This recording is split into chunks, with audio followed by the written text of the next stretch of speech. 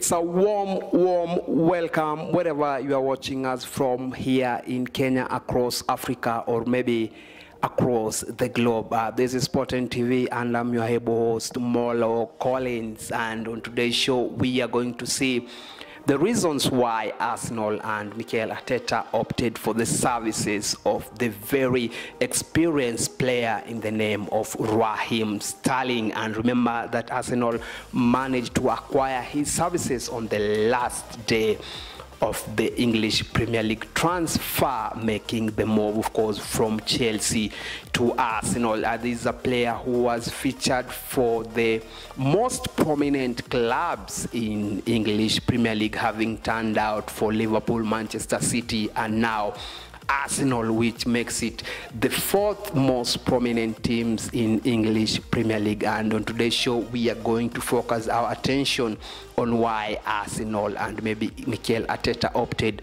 for the services of this 29-year-old England attacker. And my one major reason to start with is that age factor, and Sterling is still only 29 years old. Maybe he has 4 or 5 years to still compete at the highest level in this English Premier League, and age factor may be one of the reasons why Mikel Arteta opted for the services of this pacey player who was just joined Arsenal. Let's move on to the second point which I have, which is work rate. And remember that Rahim Sterling is a very hard-working player, and we have seen it through the years when he has featured for Liverpool, Manchester City, and of course Chelsea last season, and now to Arsenal. So Mikel Arteta and Arsenal will be hoping that Sterling replicates what he did in his previous 3 clubs, now heading to Arsenal. Now let's go to my point number 3, and that Sterling can play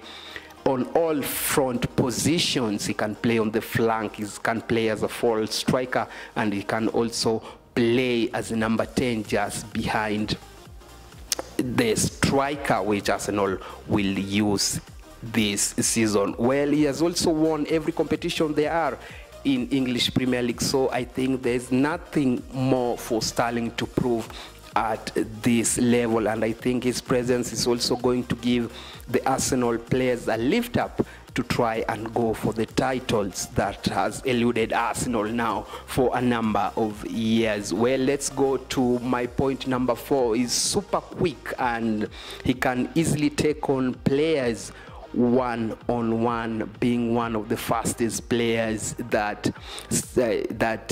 there are in the English Premier League, and we've seen time before beating defenders with pace and getting those crucial goals and assists for the few clubs that he has turned out for. Which, let's move on to my other point, which is Sterling is a very excellent dribbler, and we have clips that are beyond proof that he can really dribble and move forward for his team, trying, of course, to create those chances and goals for his team. Now let's go to my other point, which are his goal scoring rate at, of course, Manchester City, Liverpool, and Chelsea. He has proved beyond reasonable doubts that, of course, he can score goals, he can create goals, and he can also give those assists when the need arise. Now let's go to my other point, which is Sterling is a very fit player, and most of the time he's not injured.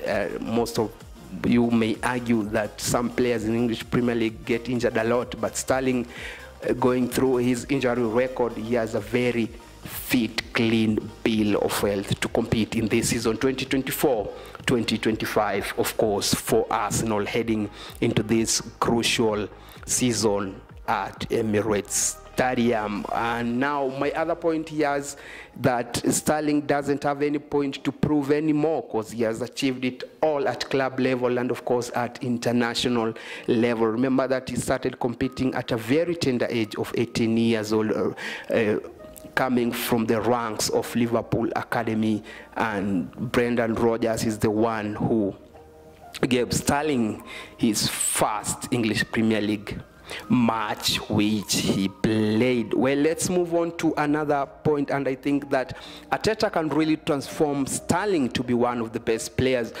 Just to give you an example, remember when Kai Havertz joined Arsenal from Chelsea, many had written him off that he was not to perform, but fast forward a few months later, he's a very dependable player in that Mikel Arteta setup, and Kai Havertz is currently banging in goals week in, week out, left, right, and center.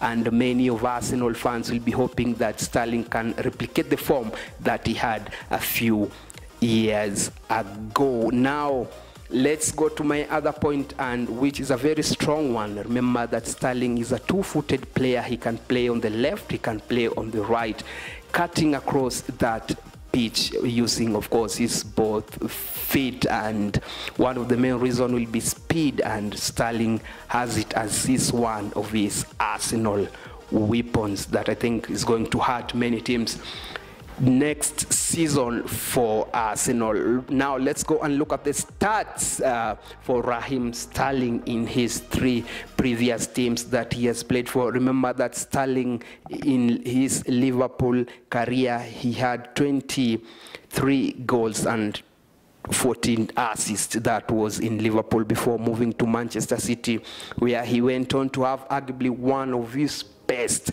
career ever for Manchester City, scoring 91 goals and having 41 assists in the number of years that he played for Manchester City. And of course, when he moved on to Chelsea, he had 8 goals last season, which was 2023-2024 season, and topped it up with 4 assists in that season, which made him one of the best performers for Chelsea, of course, behind the likes of Cole Palmer, who was the overall team scorer and assist maker in that season. And I think that this Sterling move is going to be one of the best in the English Premier League. Remember that Manchester United were also up for his signature, but somehow Arsenal managed to do a better one on Manchester United, and of course had the services of Sterling Shakil. This is a player who is has very vast experience in this English Premier League, and I think that compared to these